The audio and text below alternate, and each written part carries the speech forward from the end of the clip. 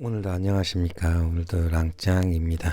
오늘도 일을 시작하기 전에 명상을 하고 시작을 하도록 하겠습니다. 오늘은 좀 다르게 어깨를 풀 겸 마사지 기계도 어깨에 올리고 또 아로마 향도 펴놨습니다. 좀 다른 분위기에서 하는 것 같고 또 비도 오네요. 오늘은 미끄러울 것 같고 위험성도 그만큼 많이 따르니까 안전운전 하셨으면 좋겠고, 저도 일을 나가기 전에 긴장을 푸는 의미에서, 그리고 오늘의 안전을 위한다는 마음을, 기도를 하는 마음으로 시작하도록 하겠습니다. 모든 분들 안전운전 하시고 아무 일 없으셨으면 좋겠습니다.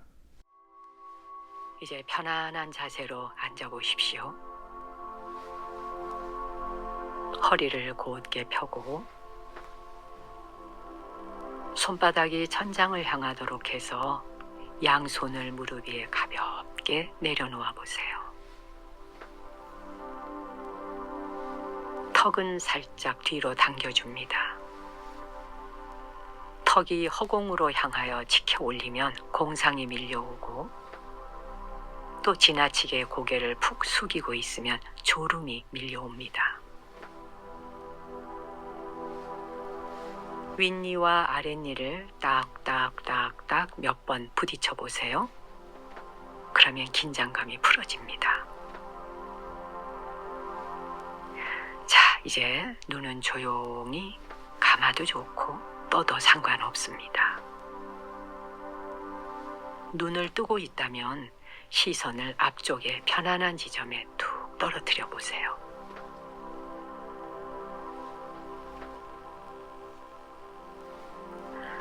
이제 당신의 몸에 주의를 모아봅니다. 깊게 숨을 한번 들이마시고 천천히 숨을 토해내십시오.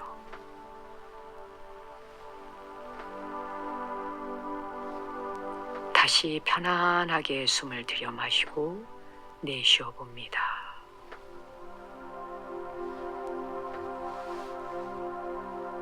숨을 들이마실 때 온몸으로 숨을 쉰다 생각하시고,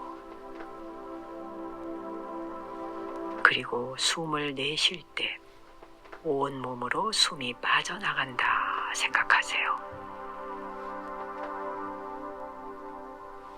코끝으로 숨이 들어오고 나가는 그 느낌에만 주의를 모아보십시오.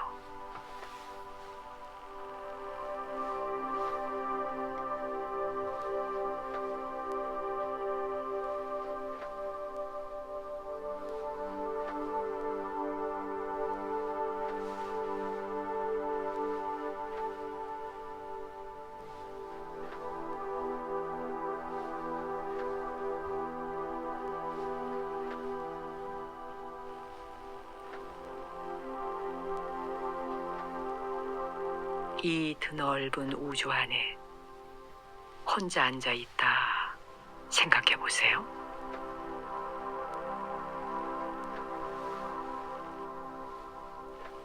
행복하고 편안하게 앉아 있는 당신을 향해 환한 미소를 보내봅니다.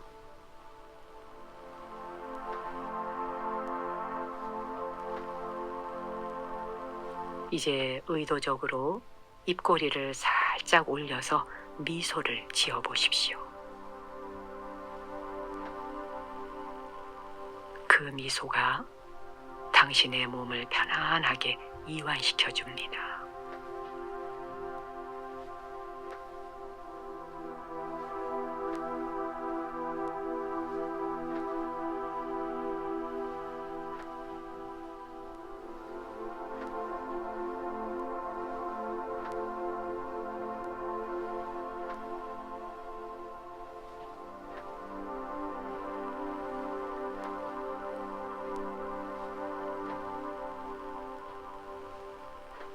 이 평화로운 느낌이 지금 당신이 있는 공간을 지나 문 밖으로 나아가고 당신이 있는 동네 전체로 퍼져가고,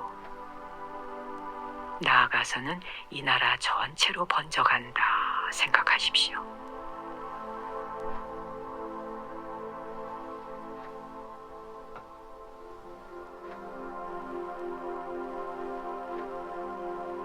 당신은 무한한 존재이며 무한한 빛입니다.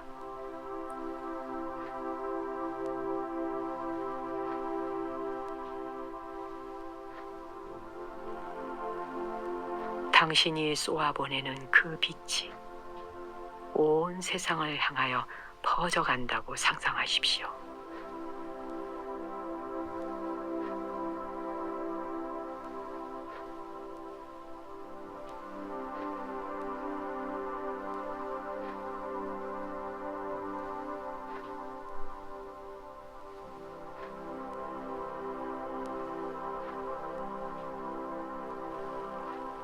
깊이 숨을 들이마시고 내쉬어 봅니다.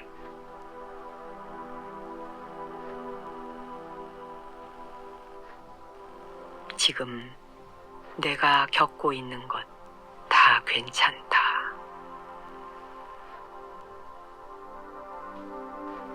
모든 것이 다 이대로 괜찮다.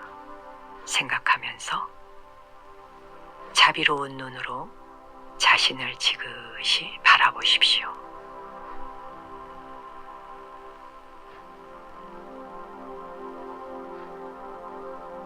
그리고 당신을 향해 이렇게 속삭여 보세요. 나는 날마다 조금씩 성장하고 있다.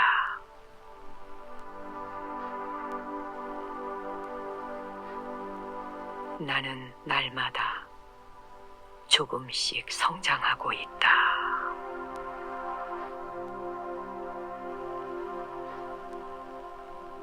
나는 날마다 조금씩 성장하고 있다.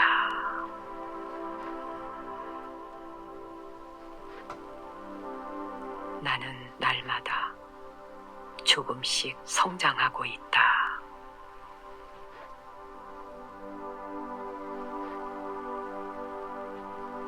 나는 날마다 조금씩 성장하고 있다.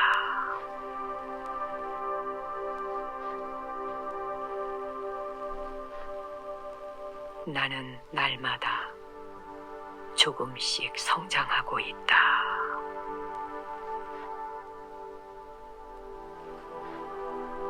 나는 날마다 조금씩 성장하고 있다.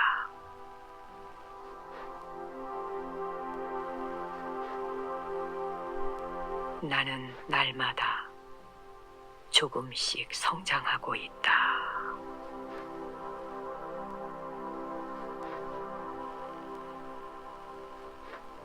나는 날마다 조금씩 성장하고 있다.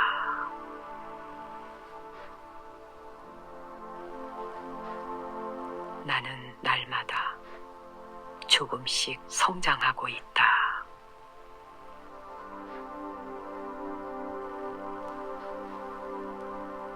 나는 날마다 조금씩 성장하고 있다.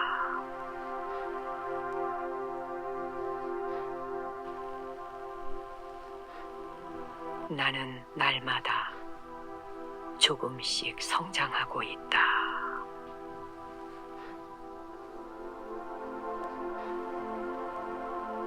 나는 날마다 조금씩 성장하고 있다.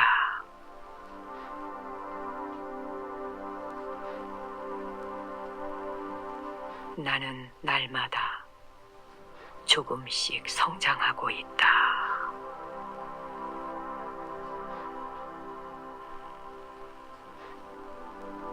나는 날마다 조금씩 성장하고 있다.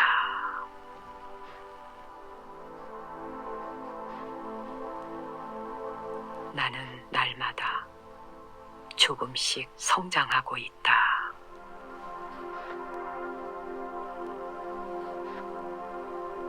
나는 날마다 조금씩 성장하고 있다.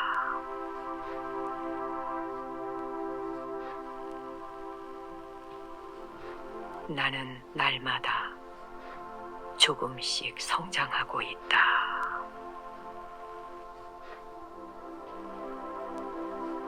나는 날마다 조금씩 성장하고 있다.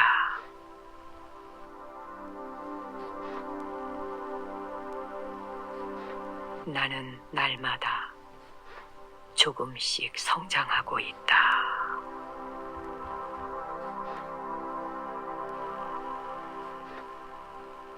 나는 날마다 조금씩 성장하고 있다.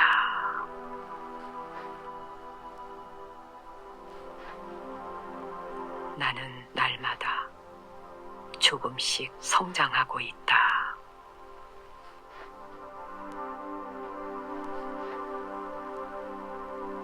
나는 날마다 조금씩 성장하고 있다.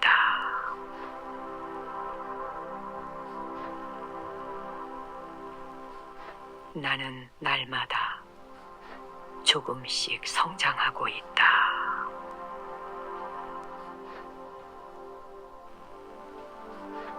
나는 날마다 조금씩 성장하고 있다.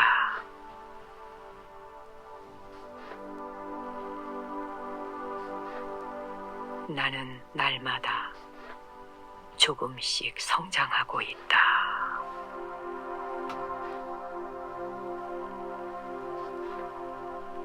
나는 날마다 조금씩 성장하고 있다.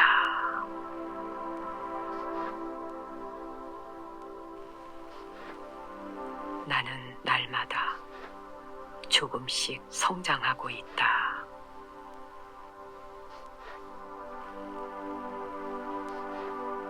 나는 날마다 조금씩 성장하고 있다.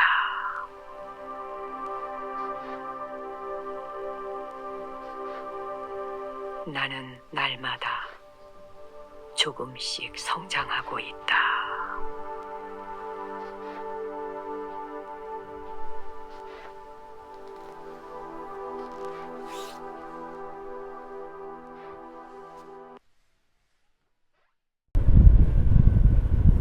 네, 올해 첫눈이 11월에 오는 것도 좀 되게 오랜만인 것 같고, 그리고 첫눈 치고 이렇게 많이 온 적도 언제였나 싶네요.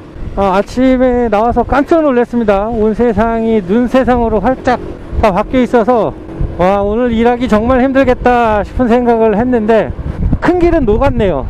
아침만 해도 제설 작업을 해놓지 않은 데가 많았습니다. 아무래도 그 제설을 하시는 그쪽 시설공단에서 이렇게 많이 눈이 올 거라는 생각을 못 하셨던 것 같아요. 그러니까 제설차가 벌써 새벽이면 돌아다니고 했었어야 되는데 아침 시간에는 녹아있지 않는 이런 도로들이 상당히 많았습니다. 그래서 아침에 나왔다가 일을 끝까지 못했어요. 도로가 큰 길마저도 그렇게 녹지 않고, 그리고 차가 엄청 밀려 있어서 오전 일은 좀 힘들겠다 싶어서 들어왔고, 다시 이제 11시 넘어서 나와서 일을 하고 있는데 그래도 계속 눈이 오네요. 날씨가 그나마 좀 포근하고 제설차가 다녀서 그런지 큰 도로에는 눈이 다 녹았고, 자기 집 앞마당은 자기가 쓰는 걸로 돼 있어서 그런지 많이 치워졌는데, 그래도 이 사이 골목, 좁은 골목에서는 많이 미끄럽네요. 이제 진짜 겨울 같네요. 눈도 이렇게 오고 하니까 날씨는 영하권으로 내려간다고 합니다. 이제 더 춥겠고 일하기는 더 힘들 것 같고, 그리고 오늘은 콜비가 기본적으로 단가 5,000원은 하네요. 그러니까 이렇게 춥고 어려운 날에는 일하기는 어려워도 스스로 단가가 올라가는 있으니까 평소 대비 콜을 많이 뛴다기보다도 금액이 좋으니까 몇 콜 더 덜 타더라도 평소보다 더 많이 가져가게 되고, 뭐 많이 가져가는 것보다도 일단 오늘 이렇게 어려운 날 잘 보내는 게 더 중요한 것 같아요. 사고 없이. 지금 디콜이 좀 끊겼는데 중화역에 들려서 갈매 가는 콜 9,800원짜리를 거절했는데, 거절했으면 안 줘야 되는데 계속 주더라고요. 그래서 계속 거절을 했습니다. 그랬더니만 페널티를 준 것 같아요. 지금 콜에 지금 두 번째 콜을 기다리는데 안 들어와요. 이 갈매 9,800원이면 갈만도 한데, 그 세타를 정해놓고 이 구리 갈매 별내 이쪽으로 가기가 싫어요. 그러니까 금액은 좋은데 갔다 와도 됩니다. 뭐 길이 좀 미끄러워서 그렇지 갔다 와도 되는데, 그냥 경기도로 나가는 콜을 타고 싶지 않아서 안 타고 거절했더니 콜이 죽었어요. 뭐 저녁에는 더 좋겠죠. 그리고 좀 있으면 뭐 더 좋아질 것 같고, 뭐 오늘 하루 종일 이렇진 않을 것 같아요. 콜이 이제 저녁 되면 많아질 것 같은데 천천히 그냥 조심조심 이 짧은 거리로 좀 타고 있으려고 합니다. 콜비가 좀 괜찮아요. 한 콜 받으면 그래도 평소 한 두세 콜 받는 그런 기분이라서 받으려고 좀 기다리고 있는데 잘 콜이 안 들어와요. 눈이 와서 이제 늦게 나오다 보니까 아이 엄마랑 이야기를 좀 했죠. 이제 같이 이야기할 수 있는 시간, 그런 시간들인데 자녀가 있으신 분들은 다 마찬가지겠지만 대부분 고정비용 중에서 저희 경제적으로 고정비용 중에서 사교육비가 그렇게 적지 않은 돈으로 나갑니다. 그래서 그 사교육비 얘기를 많이 했고 또 하게 되고 그래요. 또 많이 의견차들이 다 그런 데서 나오고 뭐 그냥 이야기하다 보니까 요즘에 벌이도 그렇고 그래서 좀 이제 줄여야 되지 않겠나 이런 생각을 해보고 뭘 줄여야 되나 적어봤습니다. 그런데 뭐 진짜 정작 돈 나가는 건 많은데 또 확실히 줄이려고 하니까 또 줄일 게 없는 거죠. 마찬가지에 쓰는 것도 좀 줄여야 되겠다 그래서 줄이려고 해보면 들어왔네요. 5,800원. 좋아. 줄이려고 그러면 또 줄일 게 없어요. 사교육비도 그래요. 줄이려고 하니까 뭐 줄일 만한 게 없더라고요. 네, 이번에는 좀 조리대기를 해야 될 것 같아요. 이게 올리신 것 같아. 받자마자 근거리에서 왔는데 이제 올리셨다고 하더라고요. 그래서 방긋 웃으시면서 아유 끓여야 되는데 이러시길래 아유 그러시라고 그리고 지금 이제 앉아 있습니다. 배달거리가 그렇게 멀진 않아요. 근데 5,800원이면 정말 괜찮은 거죠. 평소에 5,800원이면 멀티콜 2콜 잡아서 가도 5,800원이 잘 안 나와요 평소에. 근데 지금 단콜 같은 경우에 거리도 멀지 않은데 괜찮죠. 기다릴 수 있어요. 네, 그래서 사교육비 얘기를 좀 하다가 결국에는 뭐 기분 좋게 끝냈어야 되는데 그 얘기가 원래 이렇게 좋게 시작하다가 결국엔 이렇게 썩 좋은 상황에서 끝나진 않습니다. 대부분 이제 다 경제적인 부분에서 그렇기 때문에 나가야 될 돈은 있고 들어오는 돈은 좀 줄고 하니까 그렇게 됐는데 아유 장피만요. 콜이 또 들어오네. 지난번에 제가 수학능력 시험 이야기도 했었는데요. 우리나라처럼 이 대입을 위한 이 사교육이죠. 어떻게 보면 그 사교육이라는 게 대학을 가서 그 이후에 잘 되길 바라는 건데 수능 시험 자체가 그 점수에 따라서 서열을 매겨 놓는 거죠. 그 서열 순위대로 갈 수 있는 학교. 그러다 보니까 학교의 서열도 생기는 거고 순위가 생기고 하는 건데 사교육의 효과, 그 수익률이라고 해야 되나요? 우리나라의 그 사교육, 이렇게 사교육도 좋고 다 좋은데 일단 우리나라의 그 공교육이 정말 잘 돼 있는 국가예요. 지금은 고등학교까지 의무교육으로 해놨고 의무적으로 다니게끔 한 거죠. 고등학교까지는. 그래서 국가에서 이 교육비를 지급하는데 그 와중에 이제 사교육을 다시 시키는 거죠. 사교육을 시키면서 교육열이 그렇게 높은데 우리나라의 이 교육비 예산 책정을 어떻게 하는지에 대한 의문, 궁금증 이런 걸 갖고 있는 분들이 그렇게 많지는 않으실 거예요. 다른 건 몰라도 이 교육비는 왜 그러냐면 그냥 공교육은 어디를 가나 다 비슷할 것이다 라는 그런 믿음, 그 믿음 때문에 그렇죠. 근데 우리나라는 교육비가 도마다 다른 게 아니에요. 서울시 그리고 강원도, 충청도 이 모든 도가 교육비가 다 거의 일정합니다. 뭐 서울이라고 해서 큰 차이 나게 더 지원을 해주고 이런 게 아니라 공정하게 분배가 됩니다. 똑같이. 그러다 보니까 학생의 수가 적은, 그러니까 학생의 밀도가 적은 도일수록 개인에게 돌아가는 교육비가 더 많이 들어가죠.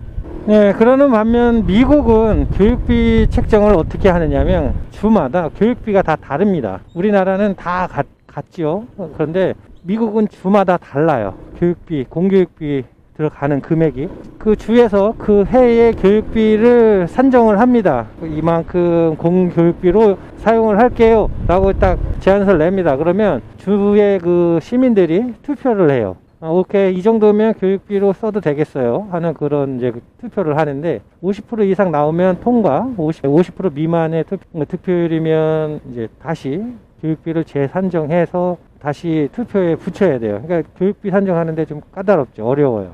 근데 우리가 생각할 때 교육비가 그렇게 되면 더 많을 수도 있고 적을 수도 있을 텐데 우리 입장에서, 자녀를 가진 입장에서는 우리 아이들에게 공교육이니까 아이들에게 들어가는 공교육비가 높으면 높을수록 그 교육의 질이 높아지는 거기 때문에 공교육비가 예산이 많이 들어갔으면 좋겠죠.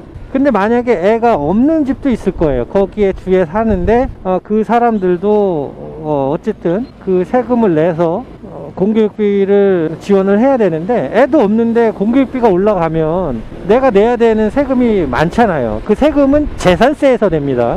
재산세로 내는 거예요. 반대할 수도 있어요. 그래서 득표율이 뭐 100%는 아니어도 반대하는 사람 있죠. 이건 너무 많다, 아니면 이게 너무 적다.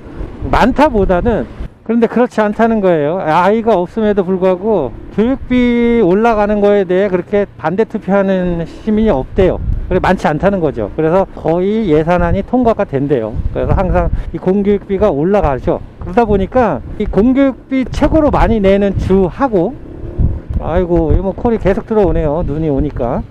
잠시만 이따 얘기를 할게요. 공교육비 최고 비싼 주하고 아닌, 그리고 최고 낮은 주하고 한 4배 정도 차이 난다고 하더라고요. 교육비가 비싼 곳을 이제 봤더니 왜 득표율이 늦냐 했더니, 이제 재산세로 공교육비를 충당하니까 거기에 교육 질이 높아지는 거예요. 그 주에.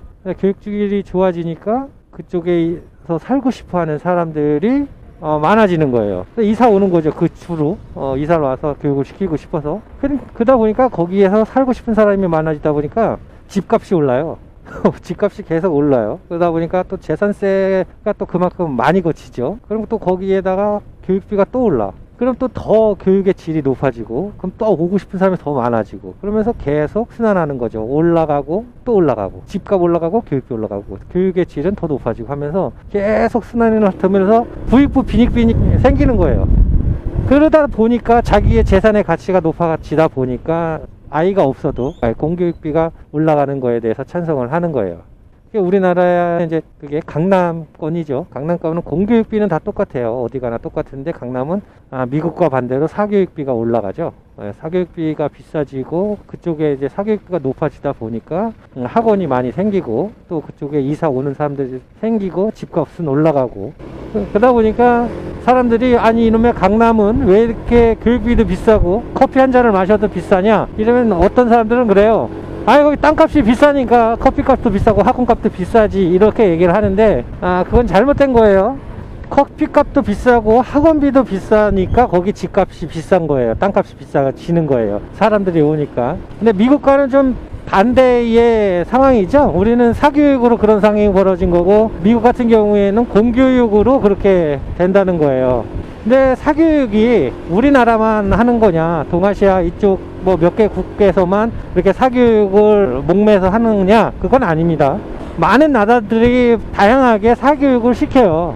우리나라는 대학을 가기 위해서, 그리고 뭔가 더 먼저 가려고 하는 그런 선교육 차원에서의 사교육을 시켜요. 그러니까 7세 고시가 생기고 하는 거죠. 7살에 그 학원에 들어가기 위해서 테스트를 봐야 하는 7세 고시가 생기고 하는 거지, 미국 같은 경우에는 그렇게 하지 않아요. 교육, 공교육을 시키고 그 학교에서 아이가 부족한 부분이 있으면 부모한테 얘기를 합니다. 지금 우리 아이가 수학이 좀 모자랍니다, 이렇게 얘기를 합니다. 그러면 수학이 부족하니까 얘는 좀 사교육이 필요합니다. 그럴 때 학원을 보내요. 그걸 보충하기 위해서. 그래서 공교육에서 따라갈 수 있게 사교육을 시키는 거예요. 그 수준에 맞게. 그 외에는 이제 사교육을 따로 시키지 않죠. 왜냐하면 학교 내에서 다 그 정도의 교육 수준을 시키니까. 근데 우리나라는 안 그렇죠. 다 선교육을 시키려고 하다 보니까 학교에서 이야기하지 않아도 알아서 다 시켜버립니다. 이것저것. 부모들 입장에서 이제 초등학교 때는 예체능 시키고, 중학교 때는 영어 시키고, 고등학교 때 수학 시키고, 이렇게 효율적인 방안으로 하긴 하는데, 어쨌거나. 근데 우리나라에 또 사립학교를 보내시는 부모님들이 계세요. 그 부모님들 보면 이제 사립학교에서 얘가 좀 부족한 것 같아요. 그러면 학원을 보내면서 그러죠. 아니 내가 이 돈을 더 들여서 학교를 보내는데 학교에서 못 가르치면 도대체 왜 내가 사립학교를 보내는 거야? 이런 식의 얘기를 해버려요. 그 돈 내면 다 그애만큼의 수준을 시켜줘야지 라고 생각을 하는데, 이미 그 애들은 어차피 선교육을 받고 온 애들이에요. 또 사립에 온 애들이. 그러다 보니까 그 안에서 또 부족한 부분이 생기는 거야, 걔네들보다. 그러니까 걔네들과 맞추려고 그러면 또 학원을 보내게 되고, 계속 선교육의 반복이죠. 그 수준에 맞는 학업이 아니라 계속 앞서가는 그런 교육이 돼요. 이 사교육, 우리나라의 사교육의 수익률로 한번 따져본 통계가 있더라고요.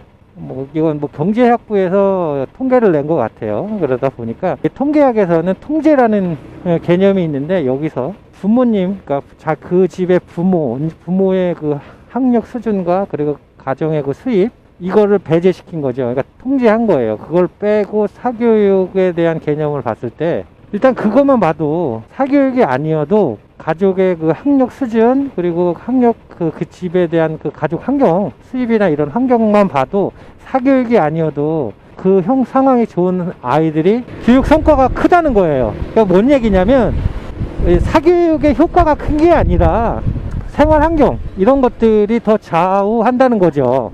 그래서 이 환경이 다 동등한 상태에서 사교육을 받은 학생과 사교육을 받지 않은 학생, 이 평균치를 계산해 보면 0.05 평균차밖에 안 된대요. 큰 차이가 안 나는 거예요.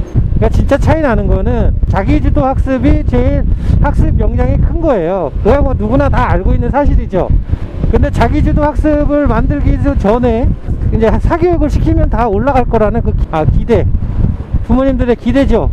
왜 이 돈까지 들였는데 이거 안 되나 싶은, 그러니까 자기주도 학습이 제일 중요한 거고, 이 사교육을 시켰을 때 그래도 효과가 제일 많이 나는 영역은 수학하고 영어가 그래도 사교육을 시켰을 때 차이가 난다고 합니다. 그래 봐야 뭐 조금 차이가 난다고 합니다. 공부는 시간과 돈이죠. 하루에 기본적으로 5시간을 사교육을 받는데, 그 교육비가 뭐 한 30만원, 한 과목당 30만원, 40만원 한다고 치잖아요. 사교육을 10시간을 하면 그만큼 더 올라가야 되잖아, 점수가. 그런데 그렇지 않다는 거예요. 그 0.05에서 0.1 그 사이가 그렇게 평균차가 안 난다는 거죠. 저희 때는 그랬어요. 영어 사교육을 받고 수학 사교육을 받았던 이유는 학교에 서열 순위가 있으니까 그렇죠. 영어 같은 경우에는 내가 1점이라도 더 받으면 그 학교를 갈 수 있냐 없냐 당락이 결정되는 그런 점수이니까, 그렇게 따지면 큰 차이일 수 있죠, 결과에 대한 걸로 보면. 근데 우리는 이제 우리 때는 대학을 가기 위한 거니까 그 한 점, 두 점 이렇게 맞는 게 큰 성과라고 할 수 있는데, 지금은 그렇지 않다는 거죠. 대학만 가서는 내가 달라질 것 같은데 그렇지 않다는 거예요. 내가 거기서 어떻게 무엇을 더 하느냐에 따라 달린 것이지. 그런데 우리는 아직 부모님들은 이제 대학 입시만을 위한 공부를 하니까 그럴 수밖에 없다, 저는 생각이 들고, 교육관념에 대해서는 아이 엄마 쪽으로 밀어놓고, 저는 이제 그 사교육비나 기계 같은 기계, 돈 버는 기계 그래서 오랜만에 일을 늦게 나왔는데 그런 이야기만 하고 나와가지고, 솔직히 저도 돈을 많이 벌어서 아이 엄마가 아이들 보낸 학원이며 신경 안 쓰게 해줬으면 좋겠죠. 근데 상황이 그렇지 않으니까 이제 이야기를 하고, 저는 저 나름대로의 사교육비를 좀 줄여야 된다 이야기를 한 것이고, 우리 아이 엄마는 더 이상 줄일 것도 없다, 이렇게 얘기를 하고, 답이 나올 수가 없는 거죠. 저만의 그냥 생각을 가지고 투덜거려야죠. 저는 그냥 우리나라의 사교육이 없어질 수 있다고 생각하지는 않습니다. 어떤 방법이든 해서 다 없어질 수는 없는데, 공교육과 사교육이 겹치는 부분이 너무 많다는 거예요, 제가 생각할 때는. 그래서 겹치지 않고 효율적으로 할 수 있는 그런 공교육 제도가 사회에서 좀 만들어졌으면 하는 것이죠.